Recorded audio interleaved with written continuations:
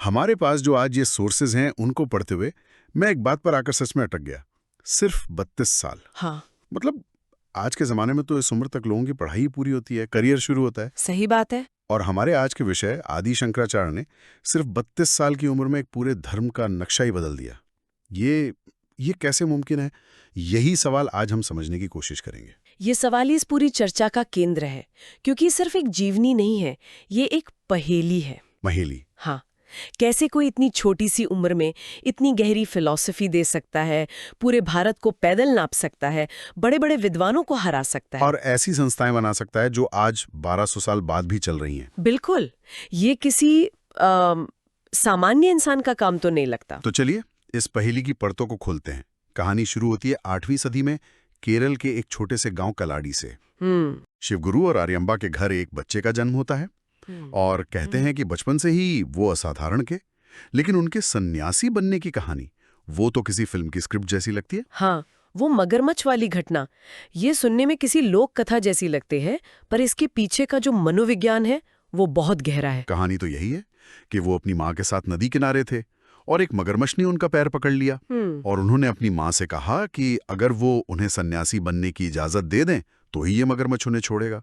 अब एक माँ के लिए इससे बड़ी दुविधा क्या होगी? सोच कर देखिए, एक बच्चा अपनी जिंदगी की सबसे बड़ी इच्छा पूरी करवाने के लिए अपनी जान को दांव पर लगा रहा है। हाँ, इसे आप एक तरह का आध्यात्मिक ब्लैकमेल भी कह सकते हैं।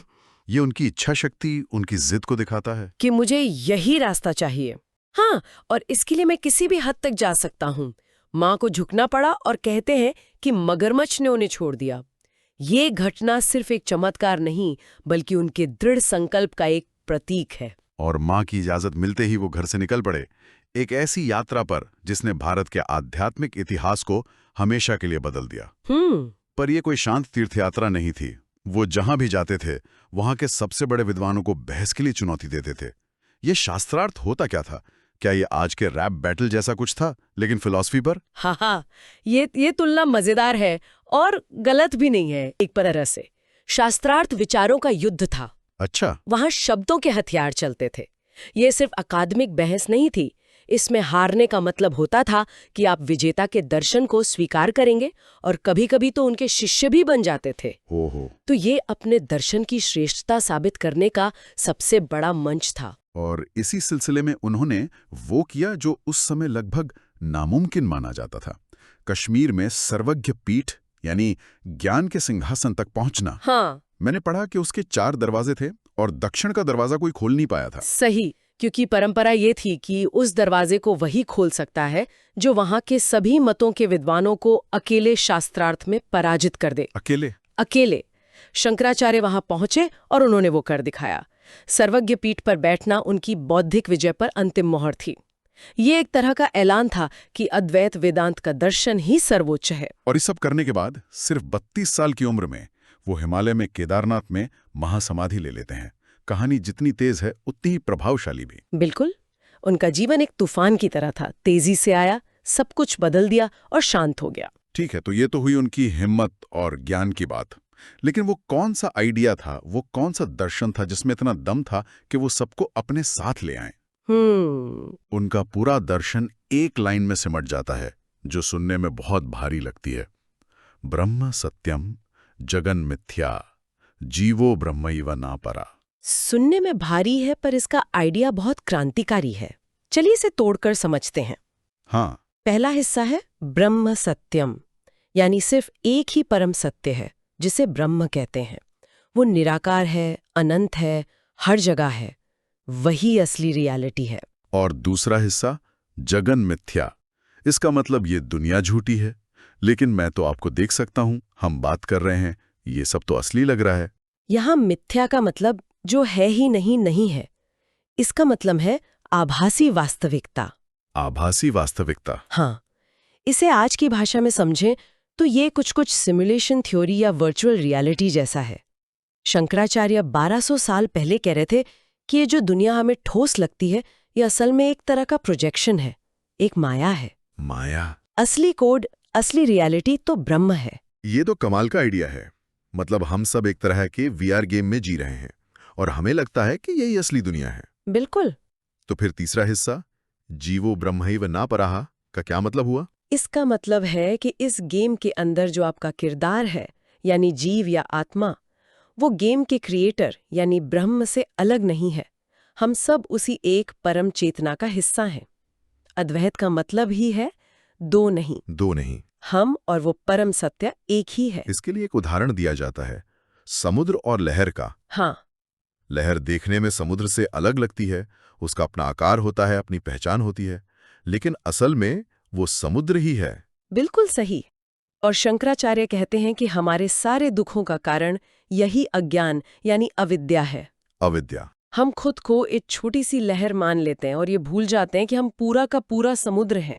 हम अपने इस शरीर, इस मन, इस पहचान से इतना जुड़ जाते हैं कि अपनी असली अनंत प्रकृति को पहचान ही नहीं पाते, और इसी गलतफहमी के कारण हम जन्म मृत्यु के चक्कर में फंसे रहते हैं। पर इसमें एक बात थोड़ी डरा सकती है, लहर तो मिट जाती है, वापस समुद्र बन जाती है। क्या शंकराचार्य का दर्शन ये कहता है कि मोक्ष का मतलब है मेरा अस्तित्व खत्म हो जाना, कि मैं नहीं रहूंगा? ये बहुत जरूरी सवाल है। शंकराचार्य के दर्शन में ये अंत नहीं बल्कि विस्तार है। विस्तार। हाँ, लहर का मिटना उसका विनाश नहीं है, बल्कि उसकी अपनी असली पहचान को पा लेना है। आप एक सीमित मैं से निकलकर अनंत मैं बन जाते हैं। अच्छा। आप खत्म नहीं होते, आप वो सब कुछ हो जाते हैं जो है। उनके लिए मोक्ष कहीं मरने के बाद पहुंचना नहीं है, बल्कि इसी जीवन में इस ज्ञान को पा लेना है कि अहम ब्रह्मास्मि, मैं ही ब्रह्म हूं। तो ये इतना बड़ा आइडिया है, इसे लोगों तक पहुंचाने के लिए, इसे अमर बनाने के लिए उन्होंने क्या किया? सिर्फ बोलकर तो काम नहीं चलता। नहीं। यहीं पर उनका लेखक वाला रूप सामने आता है। कहते हैं उन्होंने 300 से ज्यादा ग्रंथ लिखे। हाँ, हालांकि विद्वान उनमें से कुछ को ही प्रमाणिक मानते हैं, लेकिन उनका सबसे बड़ा काम था प्रस्थानात्रयी पर भाष्य यानी कमेंट्री लिखना। प्रस्थानात्रयी यानी वेदांत के 3 स्तंभ, उपनिषद, ब्रह्मसूत्र और भगवद गीता। मतलब उन्होंने कोई नई किताब नहीं लिखी, बल्कि जो पुरानी किताबें थीं उन्हीं का मतलब समझाया। और ये उनकी सबसे बड़ी स्ट्रैटेजी थी। स्ट्रैटेजी? हाँ, वो ये नहीं कह रहे थे कि मैं कुछ नया बता रहा हूं। वो कह रहे थे, मैं तुम्हें वही बता रहा हूं जो हमारे शास्त्रों में हजारों साल से लिखा है, बस तुम उसे गलत समझ रहे हो। अच्छा। ऐसा करके उन्होंने अपने दर्शन को वेदों की अथॉरिटी से जोड़ दिया। ये एक मास्टर स्ट्रोक था। उन्होंने मौजूदा सिस्टम को तोड़ा नहीं, बल्कि उसे अपनी तरह से रीब्रांड कर दिया। ये तो हुई गंभीर फिलॉसफी की बातें, लेकिन मुझे एक बात और दिलचस्प लगी। जो इंसान कह रहा है कि असली मुक्ति तो ज्ञान से मिलेगी, कर्मकांडों से नहीं, वही इंसान भज गोविंदम जैसे भक्ति से भरे भजन भी लिख रहा है। ये थोड़ा अजीब नहीं लगता? ज्ञान और भक्ति तो दो अलग अलग रास्ते माने जाते हैं। यही उनके दर्शन की खूबसूरती है। वो बहुत व्यवहारिक थे। व्यवहारिक? वो जानते थे कि अहम ब्रह्मास्मि का गहरा अमूर्त विचार हर किसी के लिए समझना आसान नहीं है। ये बहुत इंटेलेक्चुअल रास्ता है।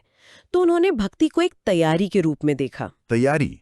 किस चीज की तैयारी? मन को उस परम ज्ञान को ग्रहण करने के लायक बनाने की तैयारी। भक्ति से मन का अहंकार गलता है, मन शुद्ध होता है, उसमें विनम्रता आती है। अच्छा। जब आप ईश्वर के किसी रूप की भक्ति करते हैं तो आप धीरे धीरे मैं से ऊपर उठना सीखते हैं। तो उनके लिए सगुण ईश्वर की भक्ति उस निर्गुण निराकार ब्रह्म को समझने की पहली सीढ़ी है। तो ये रास्ते अलग नहीं है? नहीं, बल्कि एक ही मंजिल के 2 पड़ाव हैं। तो उन्होंने दर्शन दे दिया, उसे लिख भी दिया, लेकिन विचार तो हवा में खो सकते हैं, किताबें जल सकती हैं। उन्होंने ऐसा क्या किया कि 1200 साल बाद भी हम उनके बारे में बात कर रहे हैं? हाँ। यहीं पर उनका दार्शनिक रूप एक सीईओ या एक रणनीतिकार में बदल जाता है ना? बिल्कुल, ये एक सीईओ वाली सोच है। एक महान विचारक होना एक बात है, लेकिन अपने विचारों को एक संस्था में बदलना बिल्कुल अलग कौशल है। सही। और शंकराचार्य इसमें माहिर थे। उन्होंने अपने दर्शन का एक तरह से फ्रैंचाइज मॉडल बना दिया। Franchise model? ये तो बहुत आधुनिक शब्द है उनके लिए। है, पर सोचिए तो सही। उन्होंने भारत के 4 कोनों में 4 मठ स्थापित किए। हाँ। उत्तर में बद्रीनाथ, दक्षिण में श्रृंगेरी, पूर्व में पुरी और पश्चिम में द्वारिका।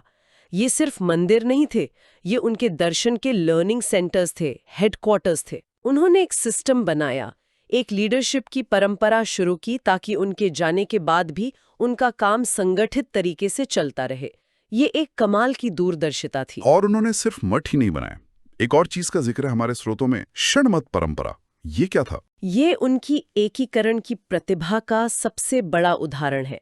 उस समय हिंदू धर्म के अंदर ही बहुत झगड़े थे। अच्छा। कोई शिव को सबसे बड़ा मानता था, कोई विष्णु को, कोई देवी को। हर संप्रदाय कहता था कि सिर्फ हमारा रास्ता ही सही है। तो शंकराचार्य ने इस लड़ाई को कैसे सुलझाया? बहुत ही समझदारी से उन्होंने पंचायतन पूजा की शुरुआत की, यानी एक ऐसी पूजा जिसमें 5 मुख्य देवताओं शिव, विष्णु, देवी, सूर्य और गणेश को एक साथ पूजा जाता है। एक साथ? हाँ, और इसके पीछे का दर्शन वही अद्वैत था कि ये सब नाम और रूप अलग अलग हैं, लेकिन ये सब उसी एक परम ब्रह्म की अभिव्यक्तियां हैं। मतलब उन्होंने किसी से ये नहीं कहा कि अपने भगवान को छोड़ दो? बिल्कुल नहीं। उन्होंने कहा अपने भगवान को रखो, बस ये जान लो कि बाकी के देवता भी उसी एक सुप्रीम पावर के अलग अलग चेहरे हैं। वाह! उन्होंने लोगों को एक बड़ा कैनवास दिया।